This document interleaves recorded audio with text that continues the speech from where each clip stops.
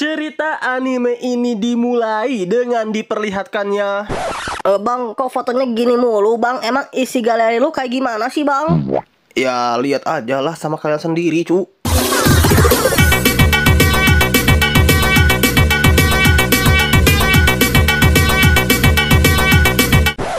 Versi waifu ireng pun ada juga kok.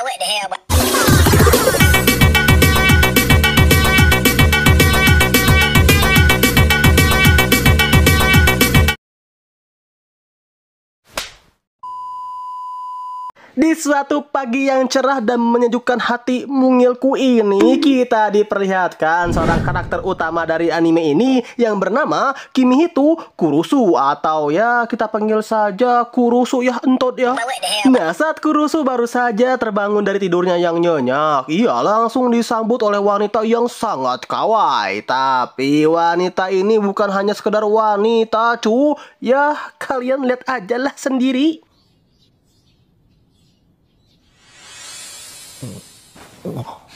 あと5度体温が上がるまで待って。っていうかミーヤ、なんで僕のベッドに。 Yap, wanita ini merupakan wanita setengah ular yang bernama Mia. Oke, si ganteng ini akan jelasin sedikit lah ya, blok ya. Jadi di waktu ini pemerintah mengumumkan kepada masyarakat bahwa ada ras lain yang akan hidup berdampingan dengan manusia. Nah, si ras-ras setengah manusia ini akan dititipkan kepada suatu keluarga untuk ditampung dan dirawat oleh keluarga tersebut. Yang tentunya agar terjaganya kedamaian antara kedua belah pihak, pemerintah menetapkan sebuah aturan, yaitu manusia tidak boleh menyakiti ras setengah manusia maupun sebaliknya. Jika ras setengah manusia menyakiti manusia, maka mereka akan diusir dari negeri manusia dan akan dikembalikan ke asalnya. Nah, sebaliknya, jika manusia menyakiti ras setengah manusia atau melakukan cukurukuk secara paksa dengan ras setengah manusia, maka manusia tersebut akan mendapatkan hukuman yang cukup berat lah dari pemerintah. Lanjut, setelah Mamang Kurusu ini melewati pagi yang cukup indah sekali ya nampaknya. Maksudnya itu, melewati pagi yang cukup menguji keimanan kita semua, tiba-tiba saja muncullah seorang wanita yang bernama Smith. 前まではこんなことになるなんて思わなかったのに。まったくだわ。おはよう、クルスキミヒト君。 Nah, jadi Smith ini merupakan seorang koordinator antara manusia dan juga ras setengah manusia.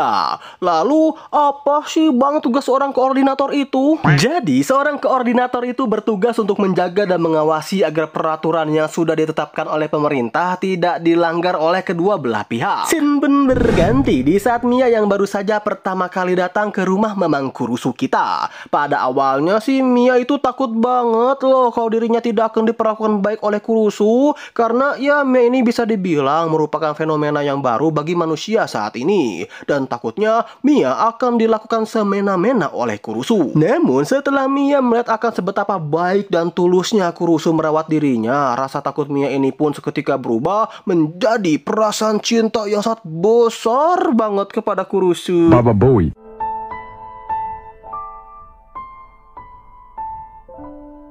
Darling は笑顔で私を受け入れてくれた。それがすごい嬉しかったの。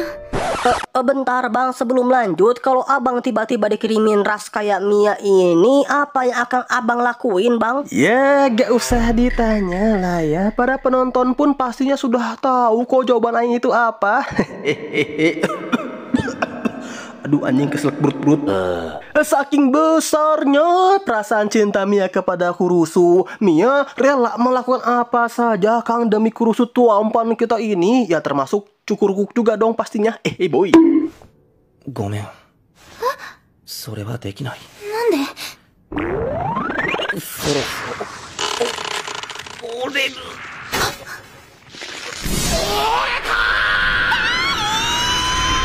Lanjut, kini scene pun berganti kepada Mia dan Mamang Kurusu yang tengah melakukan kencan. Pada awalnya sih kencan mereka ini berjalan dengan lancar-lancar aja ya. Dari makan bersama, bermain ke game center, hingga berbelanja baju. Ya seperti kencan-kencan pada umumnya lah ya teman-teman blokku sekalian. Namun sekali lagi, karena keberadaan Mia ini masih dibilang baru bagi umat manusia, ketika Kurusu dan Mia ini tengah menuju perjalanan pulang, mereka secara tidak sengaja bertemu dengan seorang pasangan yang aing lagi males hujat dan takutnya dibilang rasis ke anime gitu gara-gara ngatain si cewek ini ireng banget ya. Maka ya silakan kalian nilai sendirilah. Di sini sang pasangan tersebut mengolok-olok fisik Mia yang merupakan seorang manusia setengah ular. Mia yang mendengar hal tersebut pun sontak tidak bisa menahan emosinya, dan jika Kurusu tidak menghalau Mia, maka Mia hampir saja akan menyakiti dua orang tersebut. Karena ya jika Mia menyakiti manusia kan Mia akan otomatis dikembalikan ke alamnya ya, dan akan berpisah juga gitu kan dengan Yayang Kurusunya.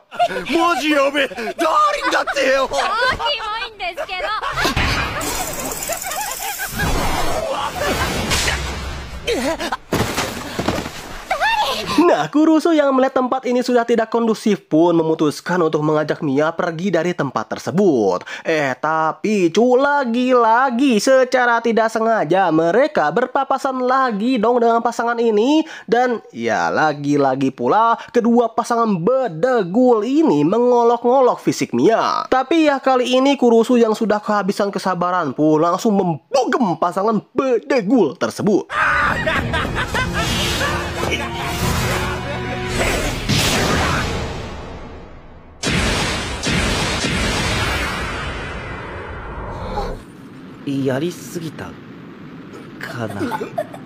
Hari-hari pun Kurusu lewati dengan akimochi bersama dengan Mia sang manusia setengah ular. Tapi ketika mereka berdua tengah menikmati kebahagiaan tersebut, tiba-tiba saja muncul loh.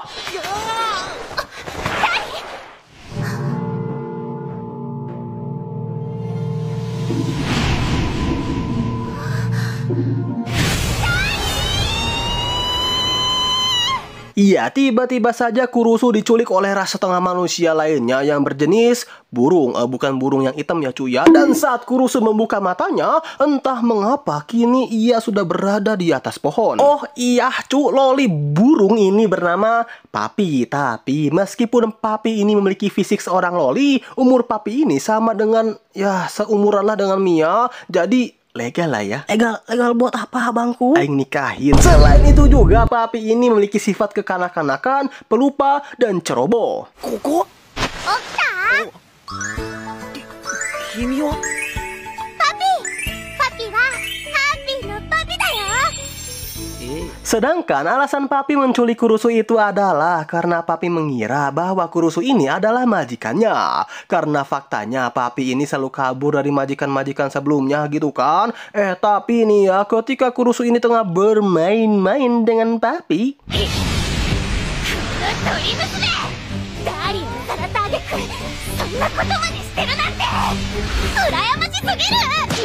tiba-tiba saja muncullah Mia yang langsung melabrak Papi. Yang Mia kira Papi ini ingin mencuri Mamang Kurusu darinya. Akan tetapi saat di tengah perdebatan mereka berdua, tiba-tiba saja ada seorang loli yang Aing juga nggak paham cukup bisa gitu tiba-tiba ada di atas pohon. Anjing, suara Aing hilang jo. Ya pokoknya kok bisa gitu tiba-tiba ada di atas pohon gini bejir. Mia dan Papi yang melihat kejadian tersebut pun langsung berusaha untuk menyelamatkan sang loli tersebut. Dan ya pada akhirnya loli ini pun berhasil diselamatkan oleh mereka berdua. Namun tiba-tiba saja muncullah seorang polisi yang datang karena mendengar ada loli yang terjebak di atas pohon.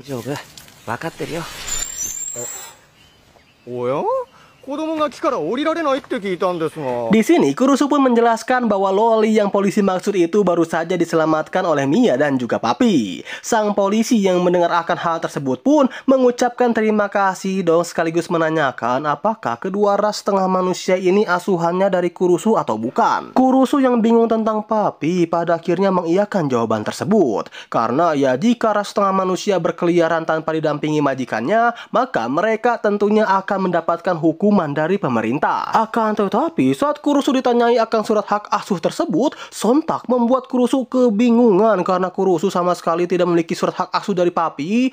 Di saat keadaan yang menegangkan itu terjadi, tiba-tiba saja datanglah Smith yang menyodorkan surat hak asuh Papi kepada Kurusu.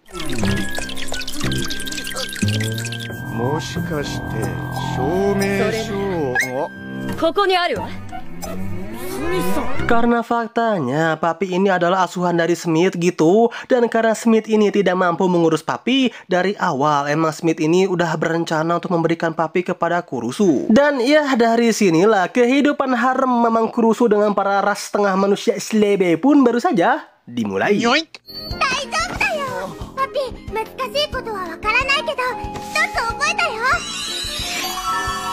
これからはいつもご主人と一緒にいればいいんだよね。よろしく、ご主人。ねえ、ご主人、お風呂行こう。 Hari-hari pun berganti saat Kurusu baru saja pulang berbelanja dari supermarket. Tiba-tiba saja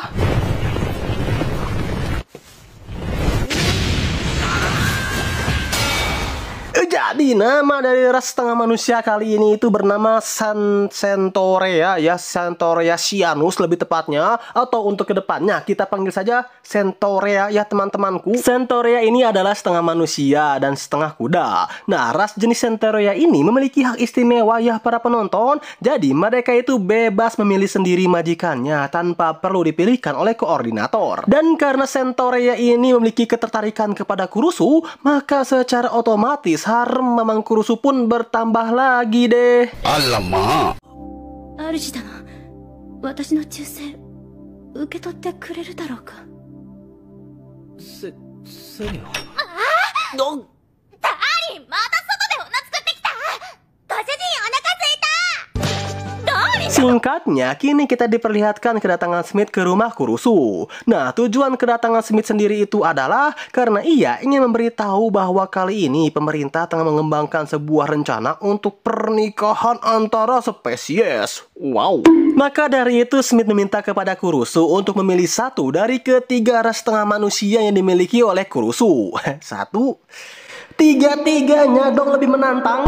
Tapi ya Kurusu yang mendengar hal tersebut dari Mbak Smith pun bingung gitu mau milih siapa di antara mereka bertiga. Hingga malam hari pun tiba. Nah, saat Kurusu masih kepikiran akan perkataan dari Mbak Smith, tiba-tiba saja Mia menghampiri Kurusu ke kamarnya. Dan ここは嫌じゃないんだ。いいや。ダーリンならそう言ってくれるって信じてたよ。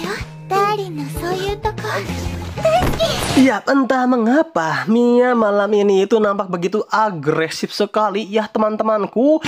Tapi bukan hanya Mia aja loh, melainkan Centaurea dan juga Papi pun nampak begitu agresif terhadap Kurusu. Yang setelah ditelusuri penyebabnya, ternyata penyebabnya itu merupakan bulan purnama. Jadi di setiap bulan purnama itu insting dari setiap ras setengah manusia meningkat drastis. Ditambah ketika mereka bertiga mendengar soal pernikahan, makin guana sudah abangku muanuk Mamang Kurusu ini.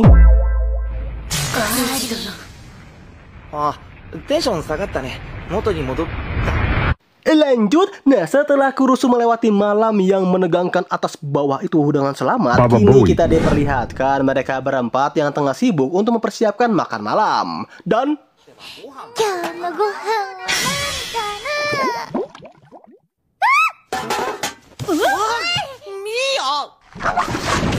iya, tiba-tiba saja muncul sesosok slime misterius dari panci yang langsung menyerang mereka semua. Sedangkan alasan kenapa slime ini muncul dari panci adalah karena di anime ini slime itu membutuhkan air untuk nutrisi utamanya ya. Tapi jika slime tersebut terlalu banyak menyerap air, maka hal tersebut akan berbahaya bagi dirinya. Singkat cerita, setelah kekacauan yang diakibatkan oleh slime tersebut berhasil diatasi, pada akhirnya kita diperlihatkan bentuk asli dari slime itu. Dan slime ini diberi nama Su oleh Papi. Su ini sebenarnya masih agak sulit ya untuk berkomunikasi dengan manusia. Dan cara Su berkomunikasi dengan manusia adalah dengan meniru gerakan-gerakan yang ia lihat. Di sini Centaurea dan Mia memperingati Kurusu tentang slime ini, bahwa bisa saja slime ini masuk ke negeri manusia melalui jalur ilegal, dan menyarankan Kurusu untuk sesegera mungkin menyerahkannya kepada pemerintah agar ya Kurusu tidak kena masalah lah nantinya karena mengasuh ras setengah manusia yang ilegal. Papi yang mendengar hal tersebut pun langsung membawa kabur Su karena ya Papi ini sudah mulai akrab lah dengan Su gitu. Kurusu yang melihat Papi membawa kabur Su pun mencoba untuk mengejarnya. Hingga tibalah mereka di sebuah jembatan. Dan kini kita diperlihatkan Su dan Papi yang tengah asik bermain dengan anak-anak di jembatan itu.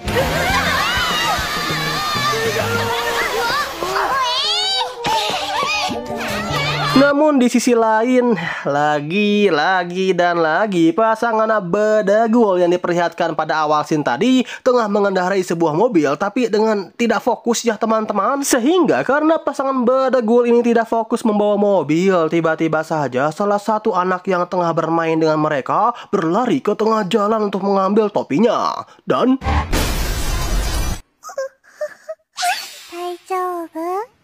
iya, untungnya di sana ada Su yang berhasil menyelamatkan gadis malang tersebut. Tapi dikarenakan benturan yang terlalu keras, dinding jembatan itu pun roboh dan membuat Su terjatuh tepat di bawah sungai yang penuh dengan air.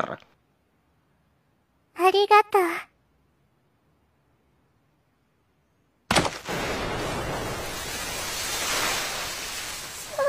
Namun ya alhamdulillahnya di sana sudah ada Mamang Kurusu ya yang sudah sigap menyiapkan kapal untuk menyelamatkan Su agar tidak terjatuh tepat pada genangan air. Nah, setelah situasi membaik, pada akhirnya Mamang Kurusu pun memberitahu Sentorea dan Mia bahwa Kurusu sudah memutuskan untuk memelihara Su. Karena ya Kurusu pikir Su ini tidak berbahaya dan penurut, palingan tinggal diajarin tata krama doang kok. Dan Abang, aku tahu pemikiranmu, Bang. Baba Bowie. sehingga kini Kurusu pun sudah menambahkan satu wanita lagi deh untuk dimasukkan ke dalam haremnya. Hari pun berganti dan kini kita diperlihatkan rumah Kurusu ini didatangi oleh pihak pemerintah untuk direnovasi. Di sini Kurusu mengira bahwa Mbak Smith sudah mengetahui keberadaan Su dan menyiapkan ruangan untuk Su tempati. Nah, dikarenakan rumah Kurusu tengah direnovasi, maka mau tidak mau Kurusu dan para harem selebeunya ini harus meninggalkan rumah Kurusu. Tapi ketika Kurusu tengah berjalan, tiba-tiba saja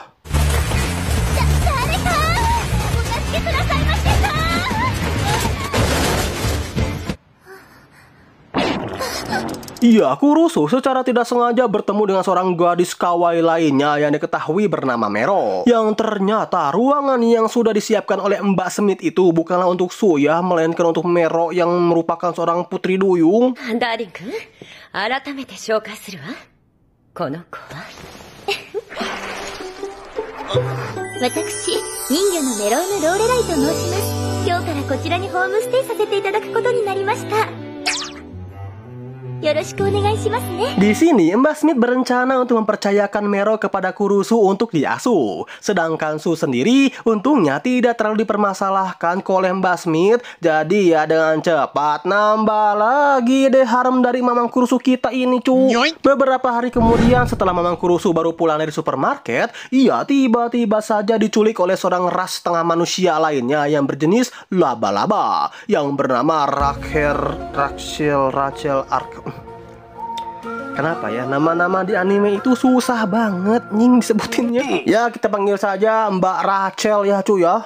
Nah, alasan Mbak Rachel ini menculik Kurusu itu adalah karena sebenarnya yaitu sangat membenci manusia. Sebab sekali lagi fenomena datangnya ras setengah manusia bagi manusia sendiri itu merupakan sebuah fenomena yang baru. Jadi Mbak Rachel ini selalu dianggap rendah oleh majikan-majikan sebelumnya. Tapi setelah Mbak Rachel berbicara dengan Mamang Kurusu yang baik hati dan tidak memandang fisik dari ras setengah manusia, Mbak Rachel pun auto jatuh cinta kepada Kurusu dan memutuskan untuk tinggal bersama deh dengan Kurusu. Sedangkan Mbak Smith yang mendengar keinginan dari Rachel yang ingin tinggal bersama di rumah Kurusu pun mengabulkan keinginan Rachel tersebut. Dan ya lagi-lagi nambah lagi deh cuy ini harem dari Mamang Kurusu.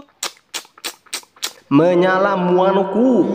Singkat cerita, hari-hari pun berlalu dan kini kita diperlihatkan Mbak Smith dan Mamang Kurusu tampan kita yang tengah berkencan. Sedangkan para harem dari Kurusu yang melihat akan hal tersebut pun berencana untuk memata-matai mereka berdua. Pada awalnya sih rencana para harem Kurusu untuk memata-matai Kurusu dan Mbak Smith ini berjalan dengan mulus-semulus paha waifu kalian yang tidak nyata ya teman-teman. Namun ingat kata pepatah dari Cikanyut yang berbunyi, sepandai-pandainya brut-brut melompat pasti akan jatuh juga. Dan ya pada akhirnya permata-mataan itu pun berhasil diketahui oleh Mbak Smith.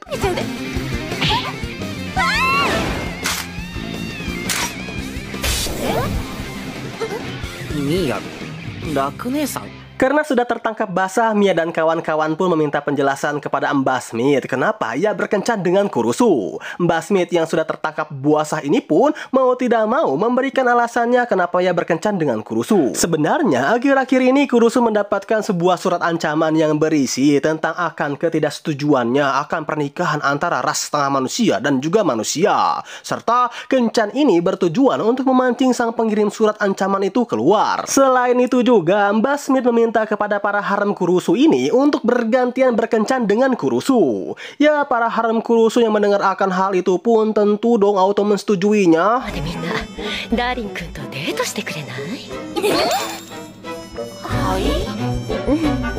Nah, ketika memang Kurusu kita ini tengah berkencan dengan para haremnya, ternyata Kurusu ini diawasi oleh ketiga anak buah dari Mbak Smith, yaitu Jombina, Theo, dan juga Hanako. Namun, setelah Kurusu ini berkencan dengan para haremnya, pelaku pengancaman surat itu tidak kunjung keluar-keluar juga ya teman-teman. Dan bukannya menemukan jalan keluar dari surat misterius itu, tiba-tiba saja Kurusu mendapatkan surat ancaman yang kedua. Yang mana surat kedua ini agak berbeda dengan surat yang pertama. Surat kedua ini berisi tentang sebuah puisi kematian untuk Kurusu. Jombina dan kawan-kawan yang mengetahui ada surat yang lainnya pun pada akhirnya memutuskan untuk berkencan dengan Kurusu juga. Singkatnya, setelah memang Kurusu kita ini menjalankan kencan yang cukup membuat iri para jomblo pemain sabun seperti kalian seperti ini. でも、ゾンビーナさんですから。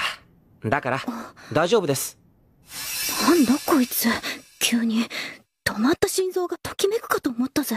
Akhirnya kencan kali ini membuahkan hasil. Yang ternyata pelaku dari pengirim surat itu adalah Dokpel, salah satu bawahan dari Mbak Smith. Jadi alasan Dokpel mengirimkan surat itu adalah untuk mendorong Kurusu guna cepat mengambil keputusannya akan pernikahan antar ras tersebut. Yang tentunya rencana ini merupakan ide dari Mbak Smith juga gitu kan. Tapi di sini Dokpel mengaku bahwa ia tidak menulis surat yang kedua, yang artinya masih ada satu lagi pelaku yang meneror Kurusu. Di sisi lain kita diperlihatkan Kurusu yang sudah tenang dengan terungkapnya siapa yang menerornya. Tapi tiba-tiba saja 2通目？私は1通しか出してないよ。 Yap, Kurusu bertemu dengan ras setengah manusia lainnya yang kepala dan tubuhnya itu terpisah. Nah, setelah Kurusu dan para haremnya mencari kepala dari tubuh itu, diketahui ia bernama Dulahan dan mengaku sebagai Shinigami, serta surat yang berisi kematian itu ternyata ditulis oleh dirinya sendiri. Namun setelah Dulahan ini bertemu dengan Mbak Smith, sontak kepribadiannya ini berubah 180 derajat ya. Yang ternyata Dulahan ini bukanlah Shinigami, melainkan ya cuma ras setengah manusia biasa aja lah. Tapi jika kalian berpikir masalah Kurusu sudah beres, belum dong karena saat ini Kurusu tengah dihadapi dengan krisis ekonomi yang menimpanya dikarenakan ya bahan makanan yang semakin menipis dan uang Kurusu pun sudah mulai habis gitu kan. Kurusu pun bingung bagaimana caranya ia membelikan makanan yang banyak untuk memenuhi kebutuhan haremnya tersebut. Tapi saat di tengah kebingungannya, tiba-tiba saja Mbak Smith datang dan memberitahu kepada Kurusu bahwa Kurusu tidak perlu khawatir tentang biaya makanan karena pihaknya akan mengganti uang makanan yang dikeluarkan untuk ras setengah manusia. Sontak Kurusu yang mendengar hal tersebut pun kaget bercampur bingung ya, sebab selama ini Kurusu lah yang memenuhi kebutuhan para ras setengah manusia dengan dompetnya sendiri. Dan itu semua cukup membuat memang Kurusu kita menjadi bangkrut mang. Di sini Mbak Smith mengatakan kepada Kurusu bahwa Kurusu itu nggak usah khawatir lah soal keuangan. Kurusu cukup santai saja menikmati kehidupan haremnya dengan para setengah manusia dan fokus membuat anak. Baba Bowie. Dan anime ini pun tamat memang. Tumben bang, gak ada penutupan kayak biasanya. Sorry bos, aing sibuk mau ketemu Loli dulu ini cuy.